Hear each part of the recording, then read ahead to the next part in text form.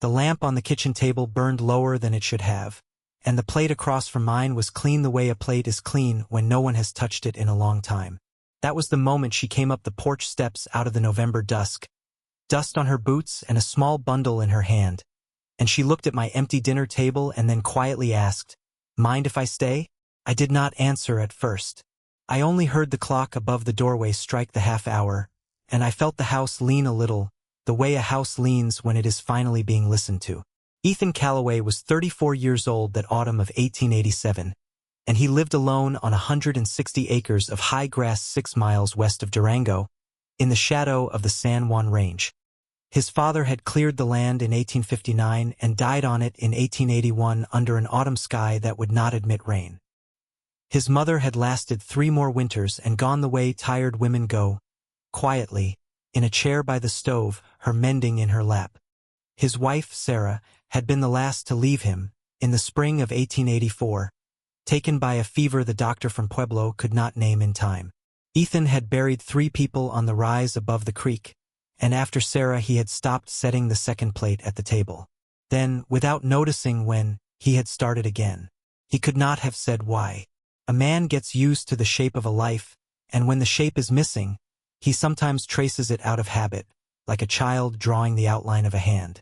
Miriam Hale was 29 and had come the long way down from Cheyenne on a wagon that broke its axle outside Silverton, and a mail coach that lost her trunk somewhere between there and Durango. She had 1 carpetbag left, a letter with the ink half run, and the address of a cousin who, when she reached the boarding house on Main Street, had been dead of pneumonia for 11 days. The landlady told her this in the doorway without lowering her voice, and then closed the door. Miriam had walked west out of town because west was the direction the woman at the mercantile said held the last homesteads before the pass, and because she did not know what else to do with her feet. She had walked 6 miles. When the porch of the Callaway place came into view through the cottonwoods, she had already decided she would ask for water and a night on the barn floor, and nothing more. She had not decided to say what she said. It came out on its own, the way a truthful thing sometimes does when a person is very tired. "Mind if I stay?" Ethan set his fork down beside a plate of beans he had barely touched. He looked at her for a long moment, and he did not look away. He had learned, in 3 years of living alone, that most questions in a life are not really questions. They are a person putting a weight down and waiting to see if the floor will hold. He stood up. He did not smile. He said, "Come in out of the cold." That was all. And Miriam Hale stepped inside the Callaway house on the 22nd of November, 1887, and set her carpetbag by the door as if she meant to lift it again in the morning and did not. He gave her the small room at the back of the house that had been meant, once, for a child. He did not tell her that. He built the fire up in her stove himself, because the flue drew badly and needed the damper turned twice, and he left a folded quilt at the foot of the bed that had belonged to his mother, and he closed the door softly. In the front room, he took the second plate off the table and washed it and set it back.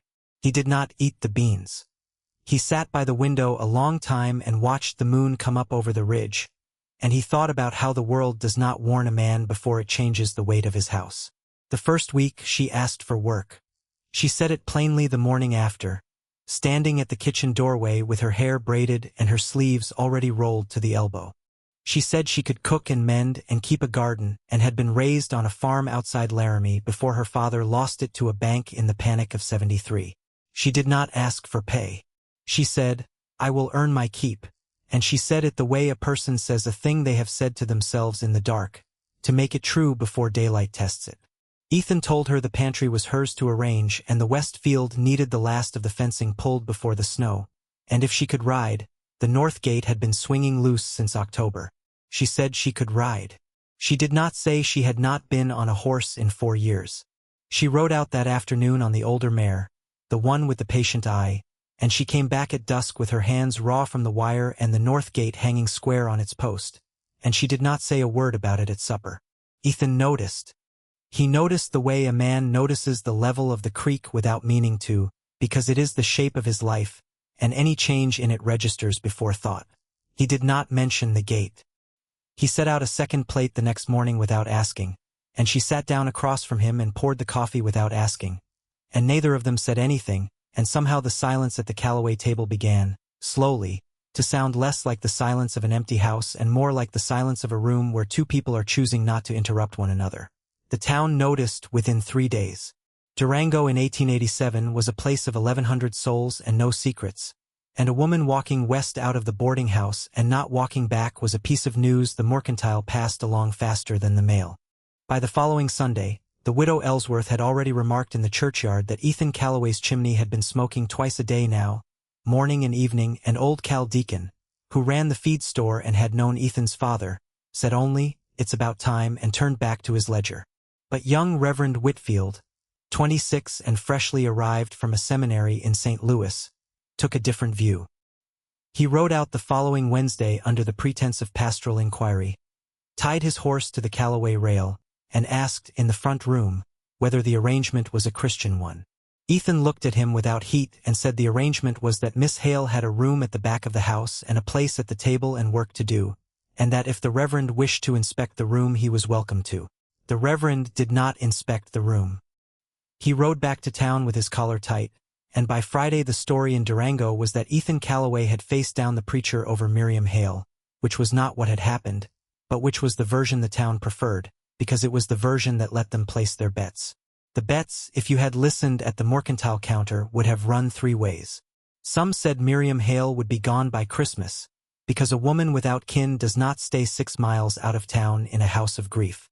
Some said Ethan Callaway would send her on with a purse and a horse and a letter of character, because that was the kind of man his father had been. And some, a small quiet third group led by Cal Deacon and the widow Ellsworth and, in her way, by the schoolteacher Miss Anna Reed, said neither and would not say what they thought instead, only that they would watch and that a person could tell a great deal about a man by the way he set a table. The town chorus, if the story needed one, spoke through those 3. Cal Deacon at the feed store, weighing oats and offering nothing but the occasional dry sentence like a man handing over a coin. The widow Ellsworth in the second pew at church, who had lost her own husband to a cave-in at the Silverton mine in '82 and had, in the years since, developed the widow's gift of seeing what other people were pretending not to. And Miss Anna Reed, 24, who taught the 16 children of Durango in a one-room schoolhouse and who, when Miriam came in for flour that December, had smiled at her the way one shore smiles at another across a river. Those 3 did not conspire. They did not need to. In a small town, 3 people who decide the same thing at the same time make their own weather. The weeks after Thanksgiving pulled in tight the way November weeks do in the high country. First frost came on the morning of the 28th, and Ethan found Miriam already in the barn, coat buttoned to the chin, breaking the ice on the water trough with the back of an axe. He took the axe from her without a word and finished the trough, and then the second trough by the smokehouse, and she stood watching a moment and then walked to the tack room and came back with the mare's blanket because she had noticed, the day before, that the older mare had begun to shiver in the small hours. He noticed her noticing. He said nothing. That evening, when he came in from the last of the chores, he found she had set his father's old chair closer to the stove and turned it slightly toward the window, because she had noticed, too, that he watched the ridge at that hour. He sat down in it without comment. He held his hands out to the fire. He said after a while, "Thank you." She said, "For what?" He said, "For the chair." She did not answer. She only smiled the smallest smile and turned back to the bread. There was a night early in December when he heard her crying through the wall. The quiet kind, the kind a woman does when she has been holding a thing a long time and only lets it down in the dark. He did not go to her door. He sat up in his own bed and listened, and he understood, without being told, that a person who arrives with one carpetbag and a letter with the ink half run does not arrive empty of ache. He thought about his own summer of 1884, in the barn, when he had cried the way a man cries once and then does not cry again. In the morning he did not mention the sound. He only set out the second plate a little earlier than usual, and poured her coffee first, and she looked at him once, briefly, over the rim of her cup, and understood that he had heard, and had let her keep the dignity of it. The first labor beat that mattered came the second week of December. A storm rolled down out of the range on a Tuesday night and brought 3 days of snow, and, on the fourth morning, the east-facing window of the front room cracked from cold along its lower pane. Ethan was in Durango for feed. Miriam took down the broken glass herself, wrapped it in newsprint, and rode into town by the northern road to fetch a replacement pane and a putty knife she paid for with the last of her Cheyenne money.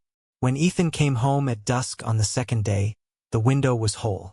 It was more than whole. She had taken it out to its full frame, cleaned the sash, recaulked the seat, and faced the pane deliberately toward the ridge so that at dawn, from his father's chair, a person would see the first light on the high snow. She did not point this out. She was in the kitchen when he came in, and she said only, "Wind was cold last night," and did not turn from the stove. He stood in the front room a long moment looking east through the new glass. He did not thank her that evening. He did not know how. He set the second plate and she sat down and they ate. That is what love looks like when it doesn't announce itself. It just quietly faces east. Grief does not leave. It just learns to share the house with other things. Ethan learned that in mid-December, when he opened the trunk at the foot of his bed for the first time in 3 years, meaning to find his father's heavy coat because Miriam's own coat was too thin, and he found instead, folded on top, one of Sarah's shawls. He sat on the floor of his room a long time with the shawl in his hands. He did not cry. He had already done his crying in the summer of 1884, in the barn, alone, and grief, in his experience, was not a well one drew from twice. But he sat with the shawl and he thought about how a person does not replace another person, how the arithmetic of a life does not work by subtraction and addition, but by the slow, quiet room-making a house does when it decides to hold more than one absence at a time. Downstairs he could hear Miriam humming, faintly, some tune he did not know, and he thought, the house is not less full of Sarah. It is only more full now of something else. He folded the shawl. He put it back in the trunk. He took his father's coat downstairs and set it on the chair by the door, and when Miriam came out of the kitchen he said only, "For tomorrow. Yours is thin." She looked at it and at him and she took it and she said, "Thank you, Ethan." It was the first time she had used his name. Christmas passed quietly. There were no gifts. Miriam made a small currant cake from the last of the dried fruit in the pantry, and Ethan brought in a fir from the west field and set it in a bucket in the front room, and they ate at the table by candlelight without ceremony. On the 27th of December, a rider came up the road at mid-morning. Silas Barrow, 38, of the Barrow Cattle Company out of the Onomus Valley. A man with a good coat and a soft voice and a reputation in Durango for being fair. He tied his horse to the rail. He asked for Ethan Callaway. He said, sitting in the front room with his hat on his knee, that his company had been buying up the western sections along the creek, and that the Callaway parcel, 160 acres of good water and good grass, was the last piece of the puzzle. He said the offer was generous. He said the offer was, in fact, above the market price the county assessor had set last spring. He said, and this was the sentence he had come to say, "I want to be fair, Mr. Callaway. This is in your best interest." Ethan listened. He did not interrupt. Miriam, in the kitchen, did not come out. When Silas Barrow had finished, Ethan said, "I appreciate you riding out." He did not say yes. He did not say no. He said he would think on it, and Silas Barrow, who had ridden out expecting exactly that answer, stood up and shook his hand and rode away without pressing. Barrow was not a cartoon of a land grabber. He was a working man with a business to build, and he had made the offer plainly. That was, in some ways, harder to refuse. That night at the table Miriam said, "You did not tell him no." Ethan said, "I did not tell him yes." She said, "Would you sell?" He looked at her across the second plate. He said, "This is my father's land." She said, "Land is not the only thing a man keeps." He said, "No, it is not." Neither of them said the other thing that was in the room. It had begun to be in the room now most evenings, the way weather is in a room whether or not a person names it. They did not name it. Not yet. January came in hard. The creek froze past the second bend for the first time in 6 years, and the cattle drifted south along the fence line looking for the wind's edge, and Miriam rode with Ethan every morning now on the younger mare, and she had stopped saying she could ride and started simply riding. On the 9th, a section of the south fence went down under the weight of drifted snow, and they worked it in the cold together for 4 hours without speaking except to hand a wire or a nail, and when it was up she stood looking at it a moment and then said, "My father used to say a fence tells you what a man has already decided to keep." Ethan said, "Your father was right." She said he was not right about most things, but he was right about that, and they walked the horses back through the low sun, and the ridge behind them turned the color of an old copper coin, and neither of them said anything for the last mile, because there was nothing that needed saying yet. A week later she did the second thing that mattered. She went out to the barn one morning while he was still fetching water, and she cleaned his father's old workbench, the bench in the back of the barn that had not been swept since the summer of 1881, and she oiled the two hand planes and the drawknife and the folding rule, and coiled the length of leather Ethan's father had been in the middle of tooling the week he died, and set a small jar of dried wildflower stems on the shelf above it, because a bench that has waited that long deserves a little ceremony. She said nothing about it at breakfast. Ethan found it that afternoon and stood in the doorway of the tack room a long time. He put his hand flat on the surface of the bench. Once, the way a man greets a horse.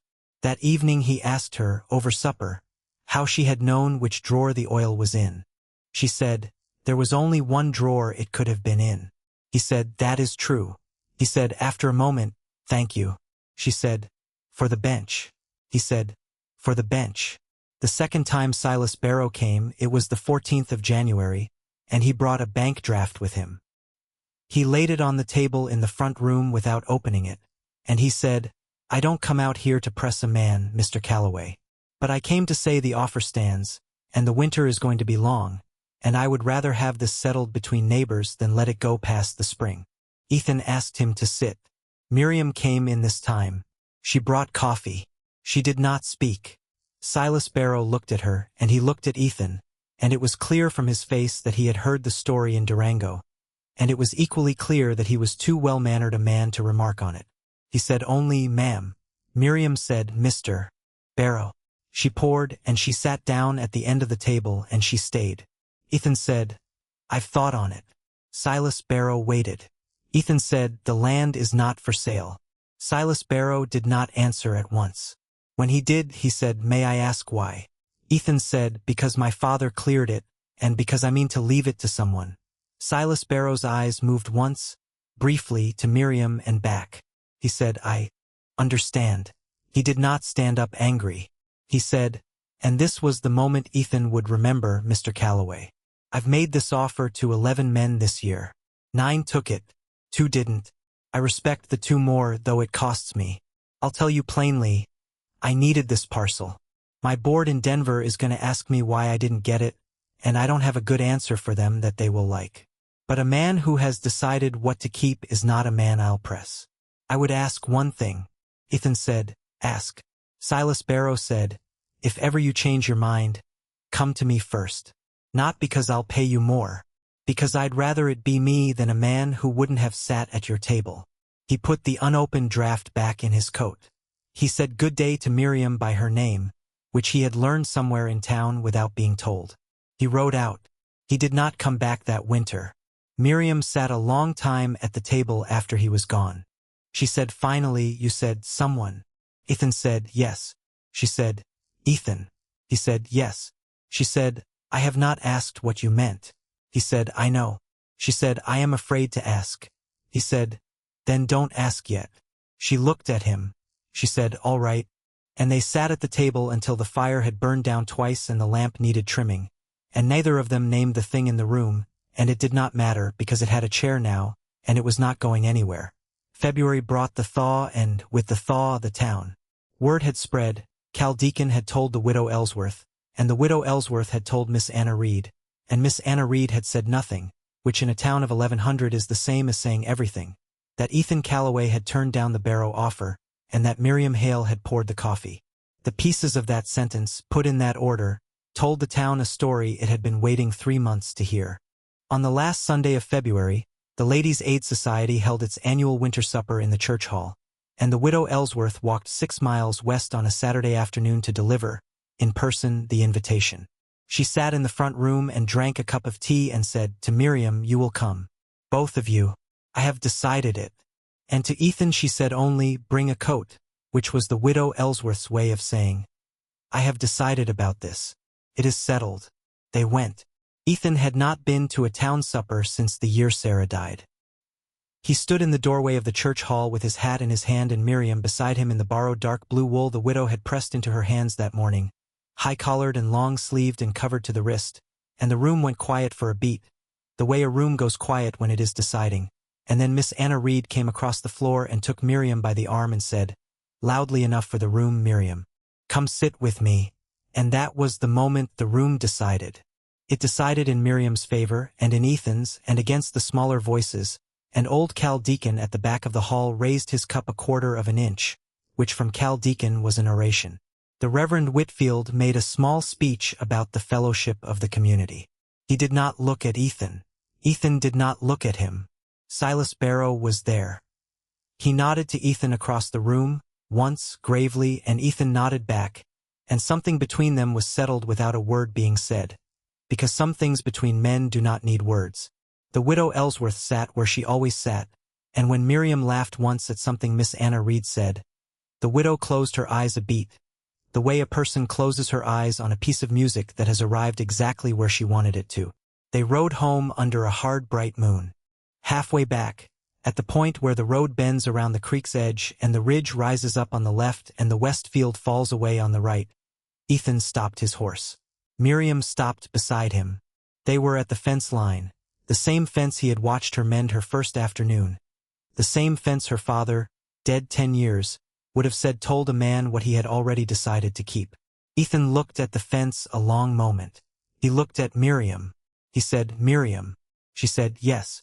He said, the night you came up the porch you asked if you could stay. I said come in out of the cold, and I have been meaning for 3 months to answer the question you actually asked. She waited. Her breath was visible in the moonlight. She did not speak. He said, stay. He said, not for the winter. Stay. She said, quietly, Ethan Callaway. Are you asking me? He said, I am asking you. She said, then yes. She said, yes. I will stay. She said, and Ethan, I would have stayed the first night if you had asked me the first night. I would have said yes on the porch. He said, I did not know how to ask on the porch. She said, I know. I did not know how to answer if you had. We were both learning the same word. They rode the rest of the way in silence.